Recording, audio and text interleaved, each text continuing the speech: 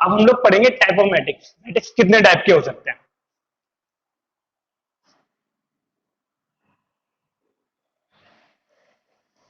Types of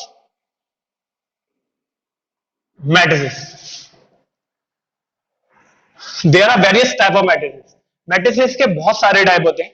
class 12 NCERT या class 12 board के लिए कुछ इंपॉर्टेंट टाइप्स हैं जो मैं आपके सामने डिस्कस करूंगा। ठीक है, फर्स्ट वन में हम लोग लेते हैं row matrix.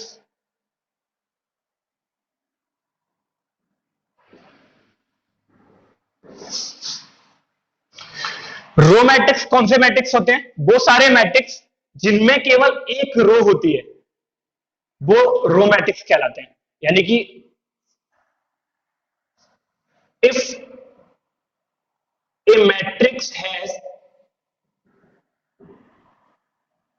only one row, then it is called row matrix. कोई भी एक ऐसी मैट्रिक्स है जिसमें कितने रोज हैं? एक रो है, तो इसे क्या कहेंगे हम? Row matrix. In other words कह सकते हैं रो को हम रिप्रेजेंट करते हैं एम से। एम की वैल्यू कितनी है? 1 है। किसी भी मैट्रिक्स में के ऑर्डर में एम क्या होता है? रो को रिप्रेजेंट कर रहा होता है। तो अगर एम की वैल्यू 1 है तो वो मैट्रिक्स क्या होगी? रो मैट्रिक्स होगी। एग्जांपल देख लेते हैं, दोबारा सुन लेते हैं डेफिनेशन को। If a matrix has only one row, अगर कोई मैट्रिक्स ऐसी है जिसमें केवल एक रो है तो वो क्या होगी? रो मैट्रिक्स होगी। क्लियर? तो एग्जांपल देख लेते हैं रो मैट्रिक्स के।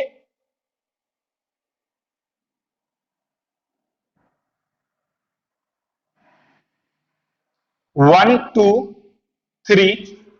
आपको पता है इस मैट्रिक्स में केवल एक रो है और कॉलम्स 1 2 3 है। हमें पता है कॉलम से हमें कोई बहुत ज्यादा मतलब नहीं है, हमें केवल मतलब है किससे? रो से। यहां एक रो है तो इसे रो मैट्रिक्स कहेंगे। ऑर्डर लिख के देखते हैं। ऑर्डर की फॉर्म में डेफिनेशन में बताया था आपको, अगर एम की वैल्यू 1 हो तो वो रो मैट्रिक्स होगी। तो देखते हैं, इसे ऑर्डर लिखेंगे तो 1 वाई 1 2 3, 3 कॉलम्स है तो 1 by 3। Second one A V. आपको पता है यहां जो है नंबर ऑफ रोज कितने हैं? 1 है। नंबर ऑफ कॉलम्स कितने हैं? 2 है। तो ये भी एक रो मैट्रिक्स होगी। तो रो मैट्रिक्स क्लियर हुए। वो सारे मैट्रिक्स जिनमें केवल एक रो होगी वो रो मैट्रिक्स होंगे। Next one is column matrix.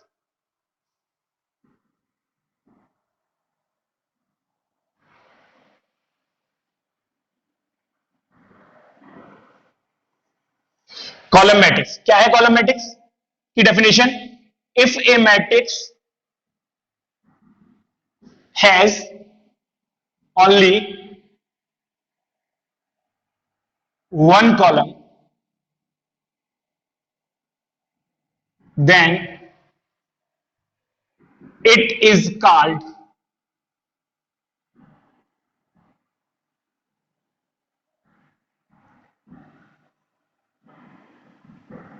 Column matrix. अगर कोई भी मैट्रिक्स जिसमें केवल एक कॉलम होगा वो कॉलम मैट्रिक्स होगी। अगर हम दूसरे वर्ड्स में कहना चाहें तो यहां नंबर ऑफ कॉलम्स कितना होगा? 1 होगा। नंबर ऑफ कॉलम्स को हमें पता है एन से रिप्रेजेंट करते हैं। ऑर्डर ऑफ मैट्रिक्स में नंबर ऑफ कॉलम्स को एन से रिप्रेजेंट करते हैं। तो यहां एन की वैल्यू कितनी होनी चाहिए? 1 होनी चाहिए। और यहां एम की वैल्यू 1 थी। ठीक है, एग्जाम्पल समझ लेते हैं। 1 2 3 मैट्रिक्स है जिसमें नंबर ऑफ रोज 1 2 3 है। 3 रोज है, कॉलम्स कितने हैं? 1 है। तो ये कितनी कौन सी मैट्रिक्स होगी? Column matrix. सिमिलर एक और एग्जांपल ले लेते हैं। ए बी, आपको पता है रो 1 और 1 2 है और कॉलम्स कितने हैं? 1 है। तो ये भी कॉलम मैट्रिक्स होगी। तो रो मैट्रिक्स और कॉलम मैट्रिक्स क्लियर हुए। ठीक है, next matrix, next one is horizontal matrix.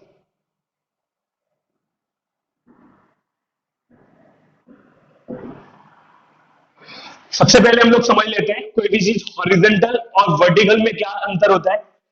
ये आपको डस्टर दिख रहा है, अभी इसकी जो पोजीशन है वो हॉरिजेंटल पोजीशन होगी। क्यों होगी? क्योंकि इसकी हाइट कम है। किसी भी अगर ऑब्जेक्ट की हाइट कम होती है और लेंथ ज्यादा होती है तो उसे हॉरिजेंटल पोजीशन कहते हैं। तो इसकी क्या होगी पोजीशन? होगी हॉरिजेंटल पोजीशन होगी। अगर हम इसको स्ट्रेट कर दें तो ये वर्टिकल पोजीशन में। अब लोगों ने देखा है जो पोल्स लगे होते हैं रोड पे इस फॉर्म में लगे होते हैं, तो वो सारे के सारे क्या होते हैं? वर्टिकल होते हैं। तो क्योंकि आपको पता है कि पोल की हाइट ज्यादा होती है और ब्रेथ क्या होती है? कम होती है, तो वो क्या होते हैं? वर्टिकल पोजीशन में होते हैं। सिमिलरली ये जो डस्टर है इसकी पोजीशन अभी हॉरिजेंटल है बिकॉज ऑफ इसकी ब्रेथ ज्यादा है और हाइट कम है। तो कह सकते हैं अगर कोई भी मैट्रिक्स जिसमें ये वाला जो पोर्शन है वो कम हो और ये पोर्शन ज्यादा हो तो वो क्या होगा? हॉरिजेंटल मैट्रिक्स होगी। अब इस पोर्शन में क्या आते हैं? आपको पता है रोज आते हैं। क्या आते हैं? रोज आते हैं। यानी रोज कम हो जाए और कॉलम्स इधर कौन आते हैं? कॉलम्स आते हैं। और कॉलम्स क्या हो जाए? ज्यादा हो जाए। अगर किसी भी मैट्रिक्स में रोज कम होंगे और कॉलम्स ज्यादा होंगे तो वो हॉरिजेंटल मैट्रिक्स होगी। तो इसकी डेफिनेशन पहले क्लियर कर लेते हैं। If a matrix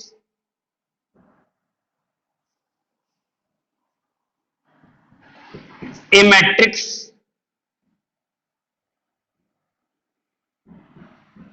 in which number of rows are less than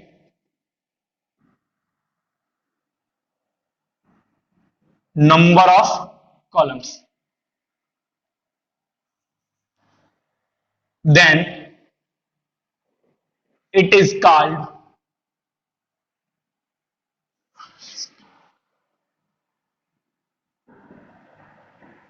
horizontal matrix। क्या एग्जाम मतलब क्या डेफिनेशन है? ए मैट्रिक्स इन विच, एक ऐसी मैट्रिक्स जिसमें number of rows are less than, क्या है? कम है। किससे कम है? नंबर ऑफ कॉलम से। नंबर ऑफ कॉलम से अगर number of rows less than है then it is called horizontal matrix. कुछ एग्जाम इन अदर वर्ड्स हम लिख सकते हैं नंबर ऑफ रोज को एम से रिप्रेजेंट करते हैं, नंबर ऑफ कॉलम्स को एम से लिखते हैं। यहां बोला जा रहा है कि रोज क्या होनी चाहिए? कम होनी चाहिए, यानी एम लेस देन होना चाहिए किससे? एन से। अगर एम लेस देन है एन से तो वो कौन सी होगी? हॉरिजॉन्टल मैट्रिक्स होगी। एग्जांपल्स देख लेते हैं। 1 2 3 4 5 6 ये जो मैट्रिक्स है आपको पता है इसकी हाइट कम है, ब्रेथ ज्यादा है, तो ये जो इसकी पोजीशन आपको दिख रही है वो हॉरिजॉन्टल पोजीशन दिख रही है, तो ये हॉरिजॉन्टल मैट्रिक्स होगी। इसमें देखते हैं ऑर्डर क्या होगा इसका। 2 रोज है, 3 कॉलम्स हैं। आपने देखा एम की वैल्यू क्या है? लेस देन है किससे? एन से। सिमिलर एक और एग्जांपल देख लेते हैं। ए वी सी, एक और एग्जांपल है एबीसी, एक मैट्रिक्स है। आपको पता है एक रो है, 1 2 3 कॉलम है, 1/3 है और आपको दिख रहा होगा ये हॉरिजॉन्टल मैट्रिक्स है। तो यहां से आपने देखा कि अगर हम लोग पीछे अगर बैक करके देखें तो ये तो एग्जांपल किस किस में था? रो मैट्रिक्स में भी था। तो इसका मतलब क्या है? सारे रो मैट्रिक्स क्या होते हैं? हॉरिजॉन्टल मैट्रिक्स होते हैं। तो यहां हम लोगों ने दोबारा एक बार डिस्कस कर लेते हैं, क्या आप समझ रहे थे? हॉरिजॉन्टल मैट्रिक्स की डेफिनेशन क्लियर कर लेते हैं। ए मैट्रिक्स इन विच, एक ऐसी मैट्रिक्स जिसमें नंबर ऑफ रोज क्या होनी चाहिए? लेस देन होनी चाहिए नंबर ऑफ कॉलम्स पे। अदर वर्ड्स में कह सकते हैं एम की वैल्यूज क्या होनी चाहिए? लेस देन होनी चाहिए एन से। इसमें देखा हम लोगों ने नंबर ऑफ रोज कितने हैं? 2 है। नंबर ऑफ कॉलम्स कितने हैं? 3 है। और आपको पता है ये जो शेप है वो हॉरिजॉन्टल शेप ही है, क्योंकि वर्टिकल में आपको बताया था हाइट ज्यादा होनी चाहिए, हाइट तो यहाँ ज्यादा है नहीं, तो ये कौन सी शेप है? हॉरिजॉन्टल शेप है, तो ये हॉरिजॉन्टल मैट्रिक्स होगी। सिमिलरली यहाँ ये भी हॉरिजॉन्टल मैट्रिक्स है, लेकिन ये तो एग्जांपल हमने किसमें और लिया था? रोज मैट्रिक्स में। तो यहां से हम लिख सकते हैं कि सारे के सारे रोज मैट्रिक्स क्या होते हैं?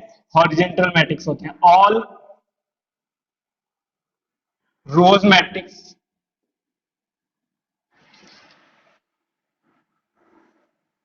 Are horizontal matrix.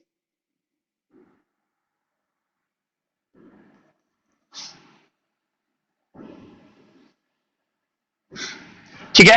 Fourth definition is vertical matrix. Horizontal matrix हम लोगों ने कवर कर लिया था। अभी मैंने आपको जब हॉरिजॉन्टल मैट्रिक्स क्लियर करा रहा था तब मैंने बताया था वर्टिकल मैट्रिक्स कौन से होंगे। अगर इस डस्टर को हम दोबारा देखते हैं तो अब ये जो इसकी पोजीशन होगी वो वर्टिकल होगी बिकॉज ऑफ इसकी हाइट ज्यादा है और ब्रेथ कम है, तो इसे हम वर्टिकल कहेंगे। और तो इसका मतलब हम एक दूसरे एग्जांपल्स में समझ सकते हैं, इसमें रोज, क्योंकि वर्टिकल जो पोजीशन होती है मैट्रिसेस में उसमें क्या होते हैं, रोज होते हैं, तो रोज ज्यादा होंगे और कॉलम्स कम होंगे। तो इसकी डेफिनेशन हम क्लियर कर सकते हैं वर्टिकल मैट्रिक्स की।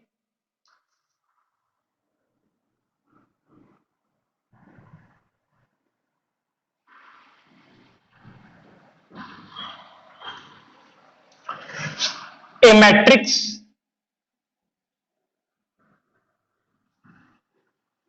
in which number of rows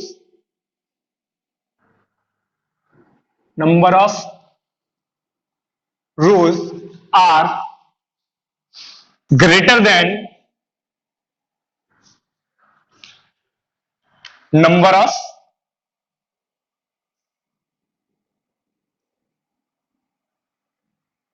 columns. A matrix in which number of rows are greater than number of columns. एक ऐसी मैट्रिक्स जिसमें नंबर ऑफ रोज क्या होंगे, ज्यादा होंगे नंबर ऑफ कॉलम से, इज कॉल्ड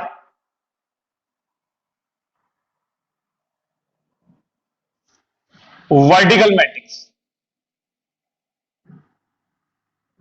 तो वर्टिकल मैट्रिक्स की डेफिनेशन क्या है कि अगर एक कोई मैट्रिक्स जिसमें नंबर ऑफ रोज क्या होंगे, लार्जर होंगे, ग्रेटर होंगे इससे नंबर ऑफ कॉलम से, तो ये वर्टिकल मैट्रिक्स होगी। या दूसरे वर्ड्स में हम बोल सकते हैं m की वैल्यू ग्रेटर देन होगी n से। Value of m is greater than value of n। Example, आपको ये जो शेप मैट्रिक्स की दिख रही होगी वो कैसी दिख रही है, वर्टिकल, बिकॉज ऑफ हाइट इसकी ज्यादा है और ब्रेथ कम है, तो ये वर्टिकल है। और इसमें हम इसका ऑर्डर देखते हैं तो और रोज कितने हैं, 3 है, first second third row. Columns कितने हैं, 2 है, 3/2। आपको दिख रहा है कि m की वैल्यू क्या है, ग्रेटर है वैल्यू ऑफ n से। सिमिलरली एक और एग्जांपल ले लेते हैं, a v, यहां क्या दिख रहे हैं आप लोग कि m की वैल्यूज कितनी है, रोज कितने हैं, 2 है, कॉलम्स कितने हैं, 1 है, तो ये भी आपको वर्टिकल मैट्रिक्स दिख रहा है। तो यहां से आप लोगों ने देखा था ये जो एग्जांपल है, ये सेम एग्जांपल हम लोगों ने लिया था कॉलम मैट्रिक्स में। तो ये कॉलम मैट्रिक्स भी है, वर्टिकल मैट्रिक्स भी है। तो हम नोट में लिख सकते हैं यहां, एवरी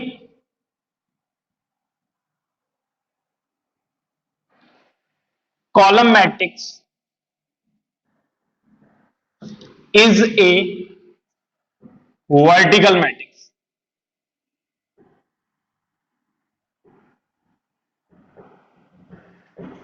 क्लियर? नेक्स्ट डेफिनेशन है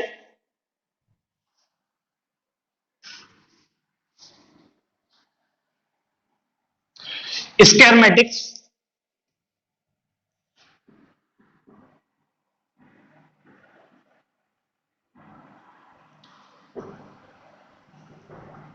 आप लोगों ने प्रीवियस क्लासेस में स्क्वायर के बारे में तो सुना ही है, वो सारी शेप्स जिसमें लेंथ और विड्थ इक्वल होती है वो स्क्वायर्स होते हैं। तो यहां स्क्वायर मैट्रिक्स में भी सेम है कि वो सारे मैट्रिक्स जिसमें नंबर ऑफ रोज और नंबर ऑफ कॉलम्स इक्वल होंगे वो स्क्वायर मैट्रिक्स होंगे। ए matrix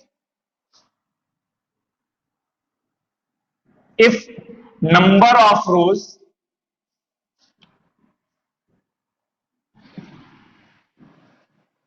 and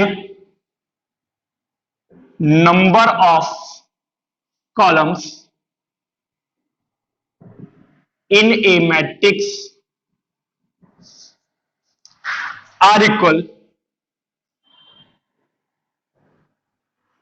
then it is a square matrix. Square matrix की डेफिनेशन क्या है, अगर नंबर ऑफ रोज और नंबर ऑफ कॉलम्स इक्वल होंगे तो वो मैट्रिक्स क्या होगी, स्क्वायर मैट्रिक्स होगी। इन अदर वर्ड्स लिख सकते हैं हम m इक्वल n, m की और n की वैल्यू यहां कितनी होने वाली है, इक्वल होने वाली है। एग्जांपल 1 2 3 4 2/2, ऑर्डर 2/2 है तो एक स्क्वायर होगी, स्क्वायर शेप में दिख भी रहा है हम लोगों को, तो ये स्क्वायर मैट्रिक्स होगी। Next A B C V C A C A V, ये 3y3 की मैट्रिक्स है तो ये भी स्क्वायर मैट्रिक्स होगी। तो स्क्वायर मैट्रिक्स कौन से मैट्रिक्स होंगे, वो सारे मैट्रिक्स जिनमें number of rose and number of columns क्या होंगे, इक्वल होंगे, स्क्वायर मैट्रिक्सेस होंगे। ठीक है, next definition is diagonal matrix.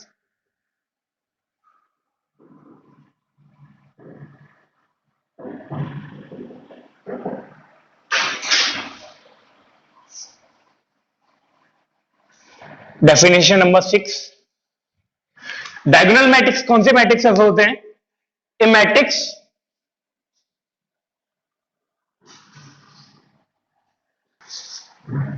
in which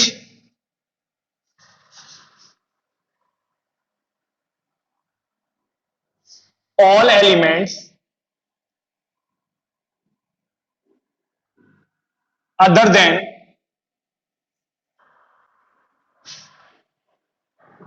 leading diagonal, a matrix in which all elements other than leading diagonal are zero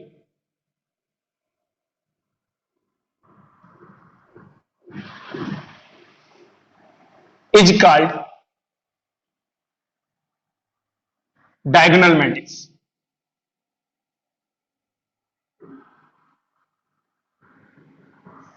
तो कौन सी matrix diagonal matrix होगी, ए matrix वो मैट्रिक्स इन विच जिसमें all element other than, किसके other than, leading diagonal. अब leading diagonal का मतलब है यहां हम लोग ए मैट्रिक्स में जोड़ सकते हैं square matrix, A square matrix in विच, सारे डायगोनल मैट्रिक्स स्क्वायर मैट्रिक्स होते हैं। ठीक है, clear, A square matrix in which all elements other than leading diagonal, वो सारे एलिमेंट जो किसके अलावा हैं, लीडिंग डायगोनल्स के अलावा हैं, आर जीरो, सारे के सारे क्या हैं, जीरो है, is called diagonal matrix. Diagonal matrix होगी। अब सबसे पहली बात है लीडिंग डायगोनल कौन सा होता है स्क्वायर मैट्रिक्स में, तो अगर मान लेते हैं ये स्क्वायर मैट्रिक्स है 1 2 3 4 5 6 7 8 9, तो 3x3 की मैट्रिक्स है, ये स्क्वायर मैट्रिक्स है, तो इसमें जो ये डायगोनल होगा वो आपका लीडिंग डायगोनल होगा। सबसे पहली बात है इसे पहचानने का तरीका क्या है, इस डायगोनल में जो भी एलिमेंट होंगे वो ए आई की फॉर्म में होंगे, यानी आई और जे यहां बराबर होंगे। कैसे होंगे, देखो आपको पता है इस एलिमेंट को हम क्या पढ़ेंगे, A11 पढ़ेंगे, इसे A22 और इसे A33, यानी जो डायगोनल के एलिमेंट्स है वो ए आई की फॉर्म में, तो इसे कहेंगे हम लोग लीडिंग डायगोनल। क्या कहेंगे, leading diagonal.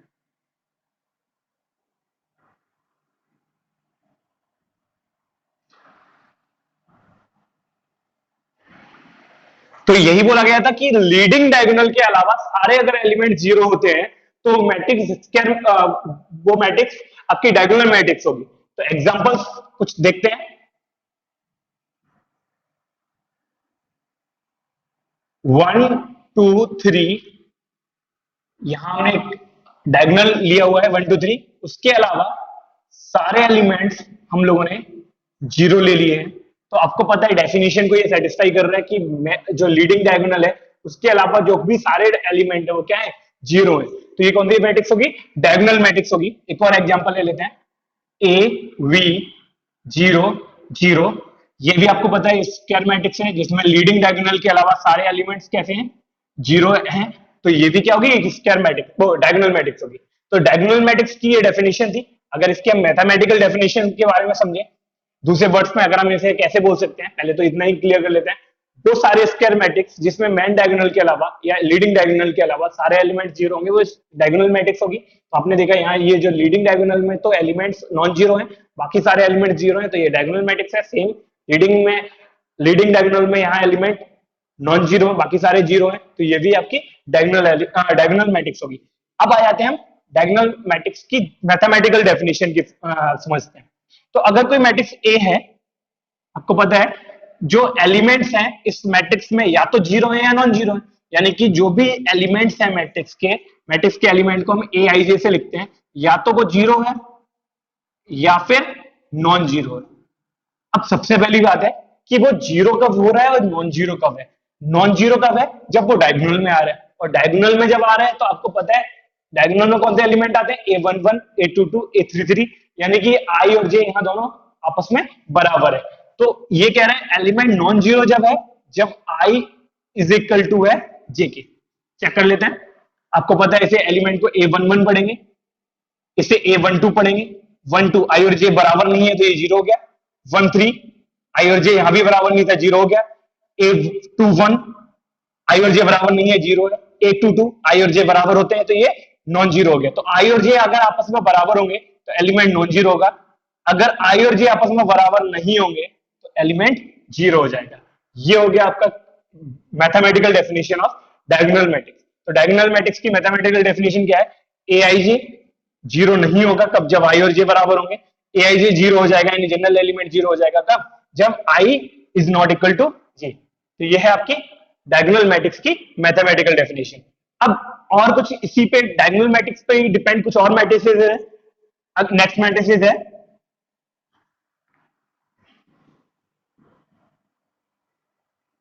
Scalar matrix.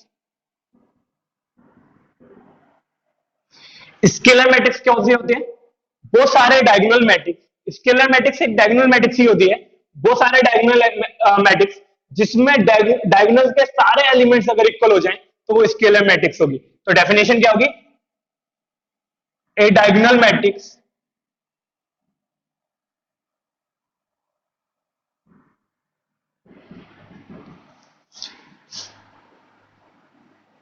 in which all diagonal elements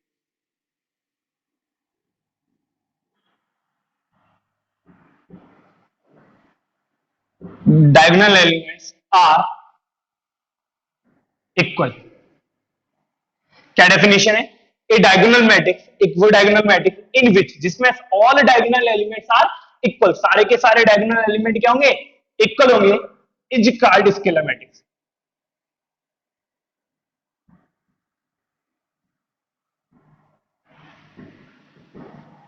is called scalar matrix. Example समझ लेते हैं।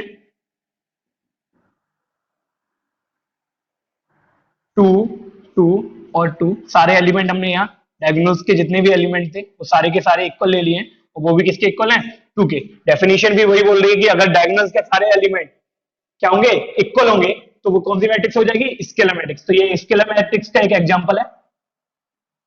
सिमिलरली एक और एग्जांपल ले लेते हैं।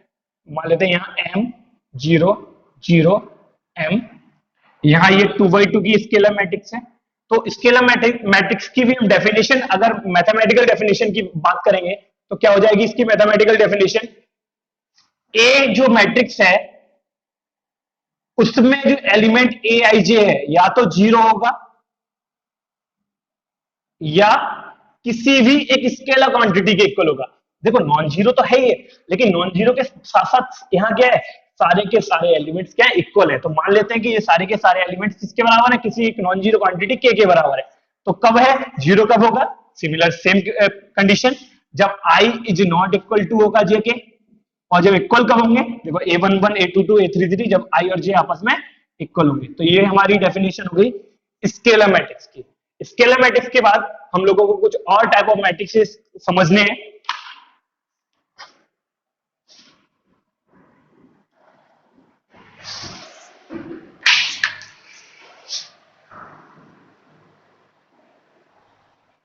नेक्स्ट मैट्रिक्स है identity matrix.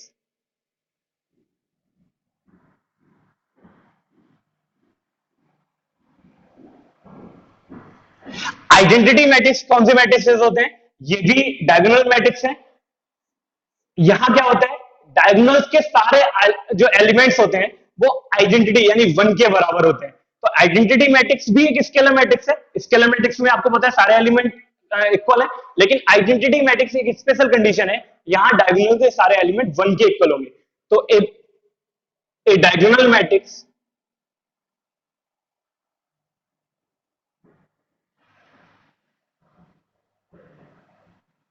in which all diagonal elements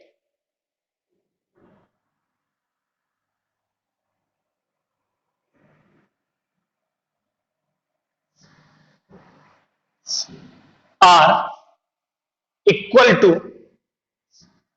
1। क्या है यहां?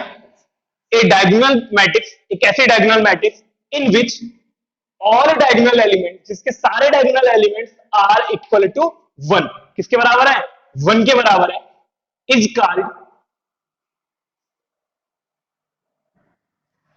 Called identity matrix.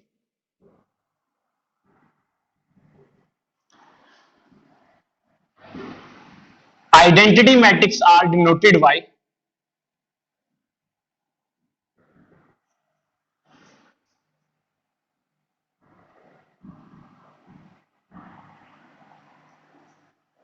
Y capital I। Identity matrix को किससे डिनोट करते हैं हम लोग? कैपिटल आई से। क्लियर? तो आइडेंटिटी मैट्रिक्स की डेफिनेशन क्या है? ए डायगोनल मैट्रिक्स इन विच, एक ऐसी डायगोनल मैट्रिक्स जिसमें डायगोनल के सारे एलिमेंट्स कैसे हैं? इक्वल है। किसके? बन के। तो अगर बन के इक्वल होंगे तो ये जो मैट्रिक्स होगी वो आइडेंटिटी मैट्रिक्स होगी। क्लियर? एग्जांपल समझ लेते हैं। यहां आपको 1 0 0 1 डायगोनल मैट्रिक्स तो रखनी है, साथ में डायगोनल के सारे एलिमेंट 1 के इक्वल रखने हैं। तो ये आपको पता है डायगोनल मैट्रिक्स है, और साथ के साथ इसके डायगोनल के सारे एलिमेंट किसके इक्वल है? 1 के इक्वल है। तो ये जो मैट्रिक्स होगी वो आइडेंटिटी मैट्रिक्स होगी। सिमिलर एक और एग्जांपल ले लेते हैं। 1 0 0 0 1 0 0 0 1। सेकंड जो है ये भी एक आपको पता है डायगोनल मैट्रिक्स है। डायगोनल्स के सारे एलिमेंट कैसे हैं? 1 है। तो ये कैसी मैट्रिक्स हो जाएगी? आइडेंटिटी मैट्रिक्स हो जाएगी, क्योंकि आइडेंटिटी मैट्रिक्स में बोला गया है वो सारे डायगोनल मैट्रिक्स जिसके डायगोनल के सारे एलिमेंट अगर 1 होंगे तो वो क्या होंगे? आइडेंटिटी मैट्रिक्स होगी। तो ये आइडेंटिटी मैट्रिक्स है। और मैंने बोला आइडेंटिटी मैट्रिक्स को हम आई से लिखते हैं, तो इसे भी आई देंगे और इसे भी आई बोलेंगे। लेकिन क्या है, जनरली बुक्स में आपको शॉर्ट में लिखा होगा I2 या I3। तो I2 का मतलब होता है आइडेंटिटी मैट्रिक्स 2x2 ऑर्डर की। आपको पता है ये जो मैट्रिक्स है वो 2x2 ऑर्डर की है, तो इसे शॉर्ट में लिख लेंगे हम I2 से लिखेंगे। और ये मैट्रिक्स आपकी 3x3 ऑर्डर की है, तो इसे लिखेंगे हम I3। I2 का मतलब अगर बुक में कहीं भी I2 लिख के आ रहा है तो इसका मतलब होगा आइडेंटिटी मैट्रिक्स है 2x2 ऑर्डर की। और अगर I3 लिखा है तो इसका मतलब आइडेंटिटी मैट्रिक्स बनानी है वो भी किस ऑर्डर की? 3x3 ऑर्डर की। क्लियर? इसकी मैथमेटिकल डेफिनेशन भी अगर हम लिख लेते हैं तो आपको पता है ए जो होगा उसका जनरल एलिमेंट ए आई जे या तो 0 होगा या फिर क्या होगा? 1 होगा। देखो या तो सारे एलिमेंट 0 है या एलिमेंट क्या है? 1 है। अब 0 कब होगा और 1 कब होगा? आपको पता है डायगोनल के एलिमेंट 1 हो रहे हैं, और डायगोनल में क्या होता है? आई और जे आपस में बराबर होता है। अदर एलिमेंट क्या है? नॉन जीरो, अदर एलिमेंट 0 है। जब अदर एलिमेंट 0 है इसका मतलब क्या है? अदर एलिमेंट में क्या होता है? आई और जे आपस में बराबर नहीं होता। तो आई और जे, आई इज इक्वल टू जे में ए आई जे क्या हो जाएगा? 1 हो जाएगा। I is not equal to जे में ए आई जे 0 हो जाएगा। जितनी भी मैथमेटिकल डेफिनेशंस आपको बताई जा रही हैं किसी भी मैट्रिक्स की, ये इसलिए बताई जा रही है जो भी कंपटीशन एग्जामिनेशन आप आगे फाइट करेंगे उनमें डेफिनेशंस आपको मैथमेटिकल फॉर्म में ही पूछी जाएंगी, बाकी इन फॉर्म्स में डेफिनेशन नहीं पूछी जाएंगी। आपसे कहा जाएगा इन जो गिवन मैट्रिसेस हैं इनमें से कौन सी स्केलर मैट्रिक्स है। तो स्केलर मैट्रिक्स में आपको सबसे पहले देखना पड़ेगा कि कौन सी, और वो भी किस फॉर्म में दिए जाएंगे ऑप्शन। ये ऑप्शन ये दे दिया, ऑप्शन सेकंड थर्ड। तो आपको पता होना चाहिए कि स्केलर मैट्रिक्स की डेफिनेशन क्या थी, उसमें क्या बताया गया था? ए आई जे 0 होगा जब I is not equal to जे, और ए आई जे के बराबर होगा जब आई इज इक्वल टू जे। तो ये आपको मैथमेटिकल डेफिनेशन आपको क्लियर होनी चाहिए। तो मैट्रिसेस की हमने डेफिनेशन लगभग क्लियर कर ली है जो 12th स्टैंडर्ड की है। लास्ट डेफिनेशन है जीरो मैट्रिक्स। जीरो मैट्रिक्स क्या होते हैं उसके बारे में भी मैं आपको बता देता हूं। जीरो मैट्रिक्स, जीरो मैट्रिक्स वो मैट्रिक्स होते हैं जिनमें सारे एलिमेंट अगर 0 हो जाए, किसी भी मैट्रिक्स के सारे अगर एलिमेंट 0 होते हैं तो वो जीरो मैट्रिक्स होगी। लिखेंगे if all elements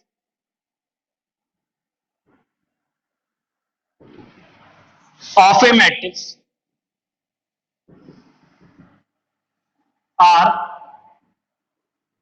equal to 0 then it is called zero matrix. कब ये जीरो मैट्रिक्स होगी? अगर सारे एलिमेंट किसके इक्वल हो जाए? 0 के। And zero matrix are denoted by capital O। आपको बुक्स में अगर कहीं कैपिटल ओ लिखा हुआ है तो उसका मतलब वो क्या होगी, जीरो मैट्रिक्स होगी। तो जीरो मैट्रिक्स को किससे डिनोट करते हैं, कैपिटल ओ से डिनोट करते हैं। तो कुछ एग्जांपल्स देख लेते हैं। जीरो जीरो जीरो जीरो, ये आपकी एक जीरो मैट्रिक्स है। नेक्स्ट एग्जांपल, अगर किसी भी मैट्रिक्स में सारे एलिमेंट्स जीरो होंगे तो वो आपकी जीरो मैट्रिक्स होंगी। तो ये जीरो मैट्रिक्स के एग्जांपल्स हैं। अगर और कुछ लिखना चाहें तो एक और एग्जांपल ले लेते हैं। आपको पता है ये भी एक जीरो मैट्रिक्स है। तो जीरो मैट्रिक्स क्लियर हुआ। तो ये थे आपके मैट्रिक्स के टाइप। क्लियर। तो टाइप ऑफ मैट्रिक्स में हमने सारे टाइप के मैट्रिक्स वो पढ़ लिए हैं जो हमारे यूज होने वाले हैं क्लास 12 में, जिनके बारे में हम डिस्कस करने वाले हैं। ठीक है। नेक्स्ट डायगोनल मैट्रिक्स में मैं आपको एक रिप्रेजेंटेशन और सिखा देता हूं कि डायगोनल मैट्रिक्स कभी कभी कंपटीशन एग्जामिनेशंस में डायगोनल मैट्रिक्स को हम इस फॉर्म में भी लिख देते हैं। जैसे ये आपको अभी मैं एग्जांपल लिया था हम लोगों ने, जैसे ये एग्जांपल था आपका 1 0 0 0 2 0 0 0 3।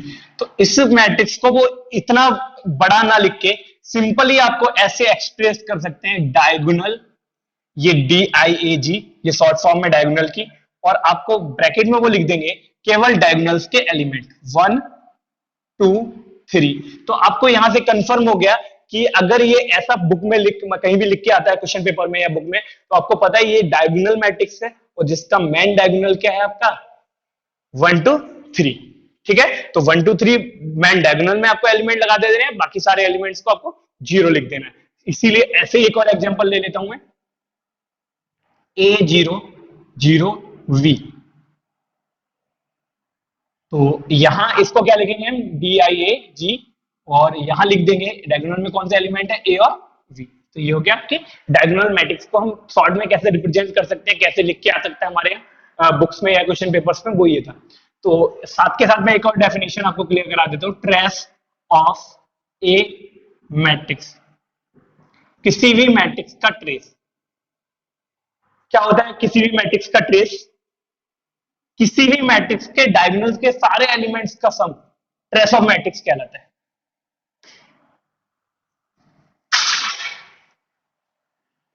ट्रेस ऑफ ए मैट्रिक्स की डेफिनेशन क्लियर कर लेते हैं, sum of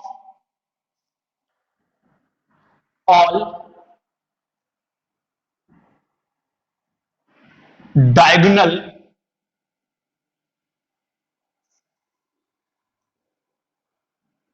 elements is called trace of matrix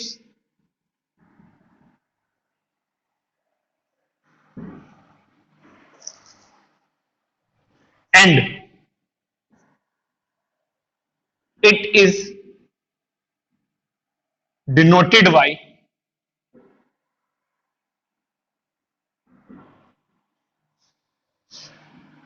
trace A. अगर किसी मैट्रिक्स ए का ट्रेस करना है तो ट्रेस ए ऐसे लिखेंगे आप। एग्जांपल के लिए लेते हैं, कोई if A is equal to, आपको कोई एक मैट्रिक्स दे रखी है ए 2 3 1 4 3 2 1 0 5। तो अगर हमें इसका क्या करना है, ट्रेस फाइंड करना है मैट्रिक्स का, तो then find trace of A. Now trace के बारे में मैंने आपको बताया था, ट्रेस क्या होगा, सारे डायगोनल एलिमेंट का सम। तो डायगोनल में कौन कौन से एलिमेंट है, 2 है यहाँ, प्लस 3 है, प्लस 5 है। तो क्लियर, ये 5 + 5 इक्वल हो जाएगा 10। ये हो गया ट्रेस। ट्रेस की मैथमेटिकल डेफिनेशन क्या है, ट्रेस की मैथमेटिकल डेफिनेशन है, ट्रेस ऑफ ए, आपको दिख रहा है क्या किया जा रहा है, सम किया जा रहा है डायगोनल एलिमेंट्स का। डायगोनल में कौन एलिमेंट्स आते हैं, A11 A22 A33 and so on. कहां तक, अगर n/n की है तो ANN। तो इसे हम सिंपल में लिख सकते हैं सिग्मा AII, और I की वैल्यू कहां से स्टार्ट हुई है, 1 से n तक। तो ये हो गई मैथमेटिकल फॉर्म या mathematical definition of trace of matrix. सारे टाइप के मैट्रिक्स खत्म हो गए। तो अब हम लोग मैट्रिक्स के अलजेब्रा यानी कि एडिशन सब्ट्रैक्शन मल्टीप्लिकेशन के बारे में बात करेंगे। तो उससे पहले आपको एक्सरसाइज नंबर 3.1 खुद से ट्राई करना है। नेक्स्ट लेक्चर में हम लोग एक्सरसाइज नंबर 3.1 को डिस्कस करेंगे, उसके बाद आगे के जो टॉपिक हैं उनको कवर करेंगे।